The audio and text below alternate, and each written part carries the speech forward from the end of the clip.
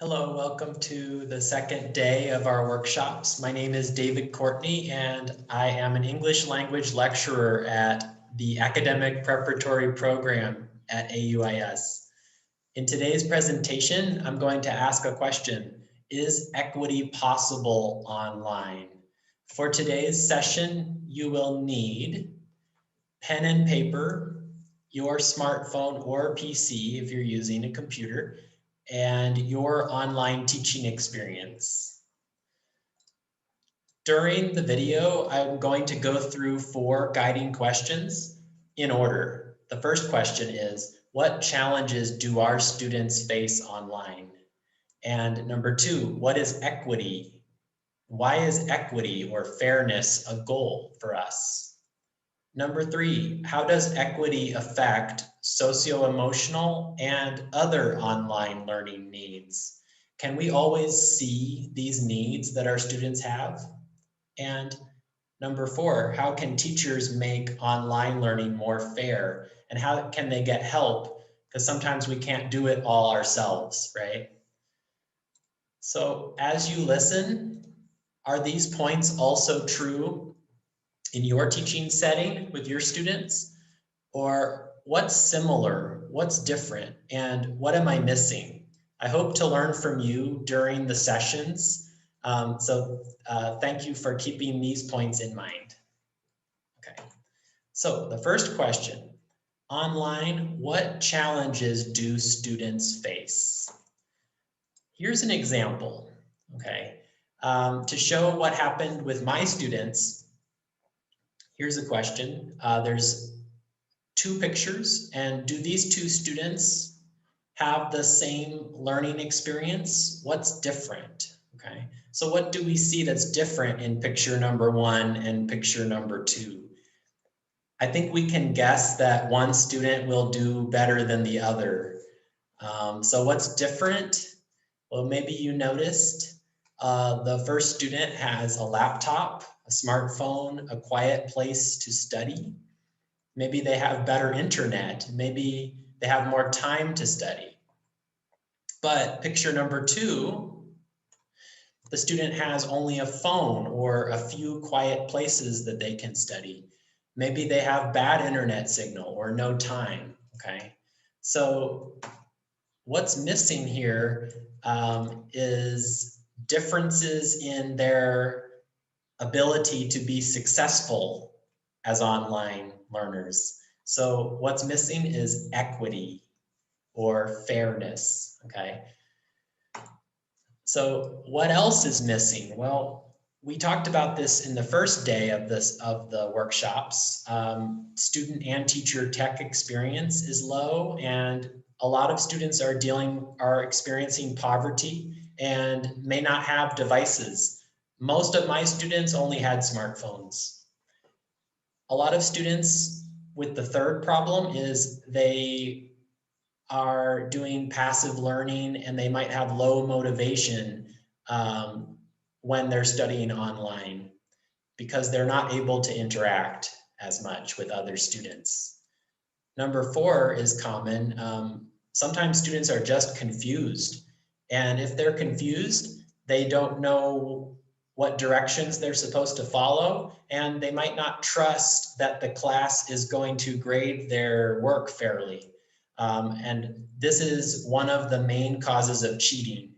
I attached an article here if you would like to read it at your leisure. Number 5, we have limited internet and limited time. For example, some people have different home lives and they have more duties that they have to do at home, and some people have to work. So there's a lot of activities that compete with their studying. And finally, students dealing with trauma due to illness or illness and death of family members. I had about 5 or 6 students every semester who was dealing with these issues. So all of these things affect someone's ability to learn, as we all know. Okay. In short, students had illnesses, a busy home life, or work that took focus away from studying. But Also, most students, around 70%, relied on phones. But for teachers trying to help, we're trying to help our students, but most of the articles on websites are talking about what to do using a computer or using stable internet. So we had to be more creative as teachers, I think, in Kurdistan. So what is equity? What does it really mean? I gave you that example before. Now let's look at some vocabulary. Can we match the vocabulary with the definitions? Number one, equity. Number two, access, access. And three, equality, equality. The definitions: A, sameness, B, fairness, or C, able to use something. Okay, can we match the words with the definitions? What do you think? Here's the answer. Equity means fairness, right? It's different than, well, access means able to use something, and equality means sameness. It means that everyone is treated the same. But with online learning, it might be more important to focus on equity, which means, can I treat my students fairly and focus on the challenges that they have, so that people don't have an advantage just because they have more money, you know? So to show this example as a teacher, what's equality versus equity? Picture A and picture B, okay? I'm going to ask you to guess which one is talking about equality, which one is talking about equity. So in picture A, there's the sunlight, and there's 3 sunflowers and 3 stools, okay? So the sunlight reaches the 3 sunflowers differently. There's a tall sunflower that has the most sunlight. It's having no problem. The one in the middle is okay, but the short sunflower does not get enough sunlight. So, but all 3 sunflowers have the same help, the same amount of help, right? They're standing on a stool. So the sunlight is learning, the sunflowers are students, and the stools are support from the teacher and the teacher's presence. So in the first picture, the teacher is giving all of the students the same tests, the same exams. Maybe everyone has to turn in a Google form, and there's nothing is written using handwriting. Everything must be on a device. Well, maybe the short sunflower, the student that is maybe that's not enough support for this student. So not all of the students have an equal chance to learn, because some of them have problem with limited access to devices or other things. Okay, so for picture B, all 3 sunflowers are able to learn effectively. They have a fair chance to learn successfully. And even though the first sunflower has that sunflower doesn't need as much support. Maybe this student has enough money, or they have a computer, they have good internet access. The teacher has helped the other students by designing his or her class with support, so that the student without internet access or limited internet devices, dealing with family emergencies, they are still able to have a successful learning experience, okay? So A and B, which one is equality, which one is equity? A is equality and B is equity, okay? So we want to give equity for our students. And most teachers are, we are getting better at trying to be equitable or fair to our students. So equity is about fairness, but equality is just about sameness. But are our students the same? No. So everyone is dealing with different challenges. So why is equity so hard? I think it's hard for a teacher to help all students in every situation. Sometimes equity is a challenge. So for some students, online learning is quite a difficult experience, as we know. And there are some advantages for students if the student has time, devices, and access to the internet. They have a much easier time with online study. So how well can students learn? Well, if they have access to internet and Zoom, I noticed that the students improved their speaking more. They showed me their personalities more. They interacted with the group and they seemed happier, right? But if you didn't have internet, a large number of my students could not use the internet at certain times in the day. So this was a problem. And the same thing with devices. It's easier to learn with PCs, of course. So it took less time to finish homework. They had fewer extra duties to worry about. Usually these students were wealthier and they had more stable internet. So we know why it's a lot easier for students who have access to these things. Without equity, it's harder to meet students' needs for an active and fair learning community online. We talked about how online we need to help students feel like they're part of a community. So how is equity related to these things of social, emotional, and learning needs? Well, part of the issue of equity is online, it's harder to know students' lives, right? So here's an example based on Tomlinson 2017. It's called the equity iceberg or education iceberg. There are parts that we can see of the student's life. We can see they have a phone. We can see they have, maybe they have attended the class many times, or they have not attended enough, okay? But we cannot see, there are parts of their life that we cannot see. So as an example, I see that a student only has a phone, okay? But I cannot see why don't they have a PC? What other needs might compete with their learning? Do they have a busy home life? Do they have a job? How do they feel about that? Is it stressful? What are the consequences of only having a phone? Do they feel that the process is fair? So with equity, better equity can cause stronger well-being and better learning for students, okay? So it really is, it's all connected, it's all related. When there's equity, we see all of these benefits. Students have a chance to learn, students can share technology to collaborate, students trust that they can show what they learned, students feel part of a community, and students know the teacher cares about them as people. So they don't have to feel alone and stuck in their situation. They can,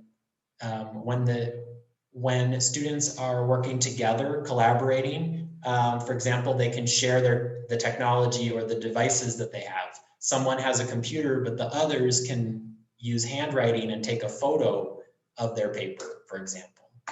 Okay. So here's an example with a paper. I actually asked my students, because most of them use a phone, I have to be fair. I don't want them to get a lower score because it's a lot harder to write on a phone. So for writing, I have them copy this paper during their lesson. You have the option if you would like to do that for today's video. This is optional. This is called today's paper. So you can, I ask my students to copy their name, write the topic, equity, and then copy the table, right? Number 1, copy the table, your definition of equity and benefits of equity for students. Think of 2 or 3. List 2 or 3, okay? Next, copy number 2 and copy number 3. Number 2, which of the tips did you like? We will talk about that later. And number 3, share one of your tips for better equity for online students. So copy number 1, 2, and 3 on your paper. This is optional, okay? So for number 1, what do you think? Go ahead and write in the table. What is your definition of equity? And what benefits of equity happen when your teaching is fair, when students have fairness online? What are the benefits for them? And you can pause the video and write your answer, okay? I'll keep going. All right, so finally, we want to make sure that we think of solutions today and not just talk about what is difficult. So the final question is, how can we make learning fairer for our online students? What tips can we share with each other? What have you learned this year? Okay, so I'm going to share 6 tips to help you improve equity for students' self-guided learning, okay? And these are things that I thought of this year and I've learned from my colleagues, and you will have, I'm sure you have lots of good ideas as well. So I want to hear about them. Okay, so the first tip, number 1, I like to poll my students. I ask them questions in a poll or survey. I ask them what device they're using or what, how much time do they have to work? How many hours? Are they dealing with challenges with their families? Does their device work properly? Can they write on their device? How do they feel about the class? What topics do they like? So I try to do that every week to check in with them. And I use a Google form usually for that.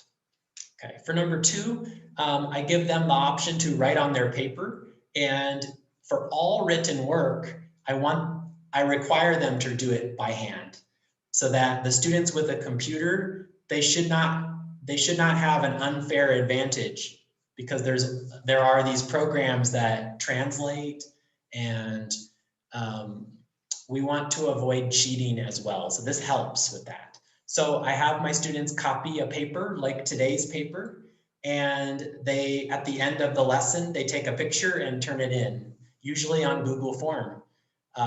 So some students need to email it to me, or I can use Google Classroom or Edmodo or any application like that as I'm organizing my class, okay?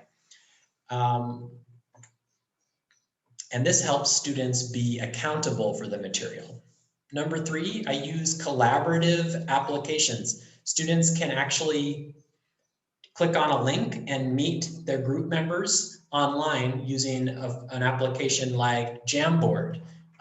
So I can use Jamboard, for example, and set roles. So one student is the writer with a PC, but the other students could be a timekeeper, encourager, and reporter.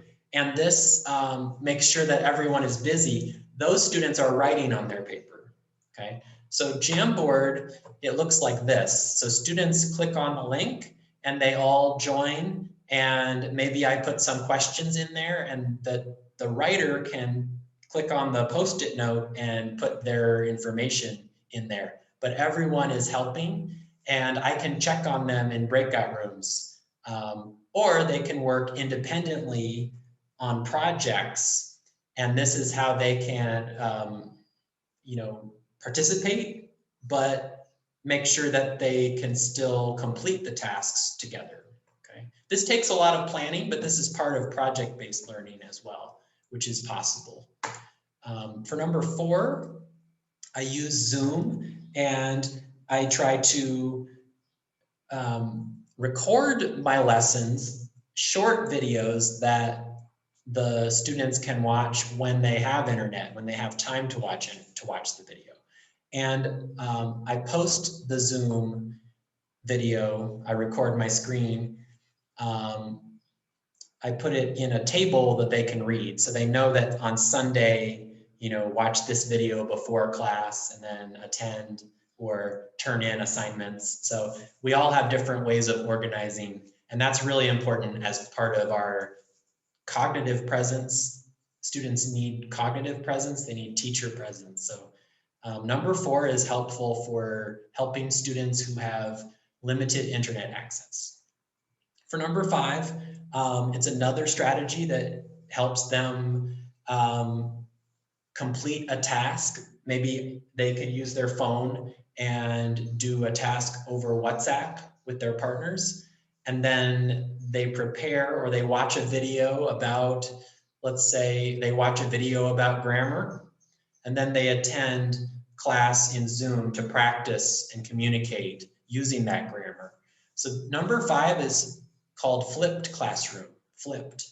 It means I give students a short video to introduce new content first before class, and then during the live session in Zoom, they can communicate and practice and go above that level. So number 5 is helpful.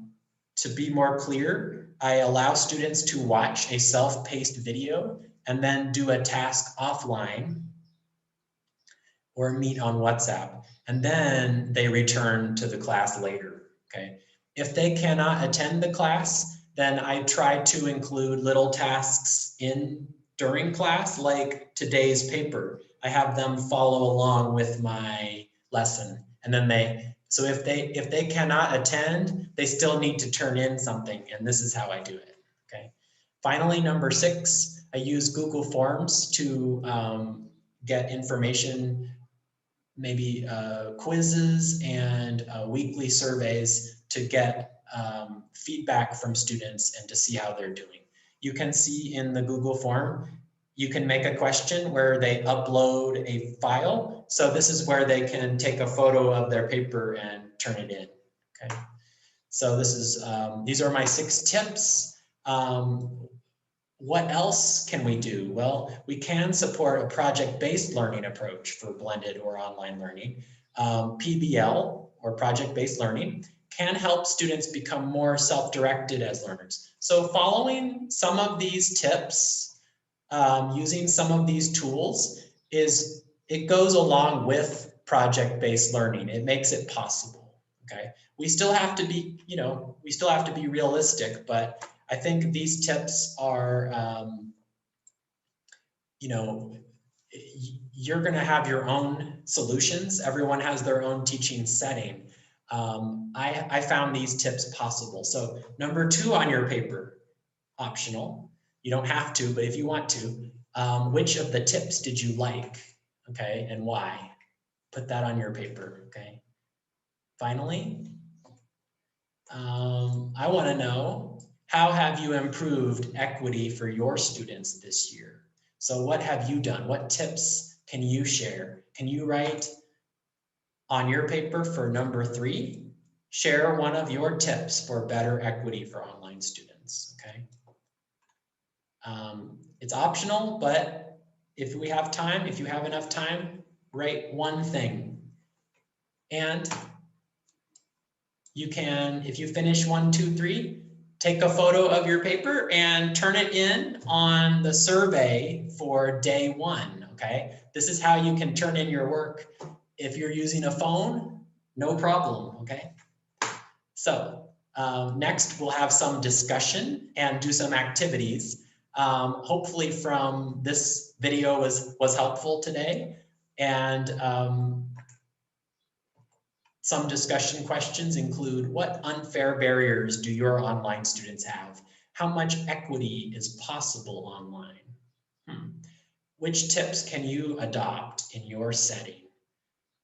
What solutions do you have? And what do you need help with as teachers? So everyone I think we're all making progress, helping students learn in a more fair way, but we all need, we can all use some advice, and everyone is making progress. So how can we help each other today? That's the main goal, okay? So thank you very much for your time. And these are some references if you would like to read further. Take care and enjoy the rest of the session.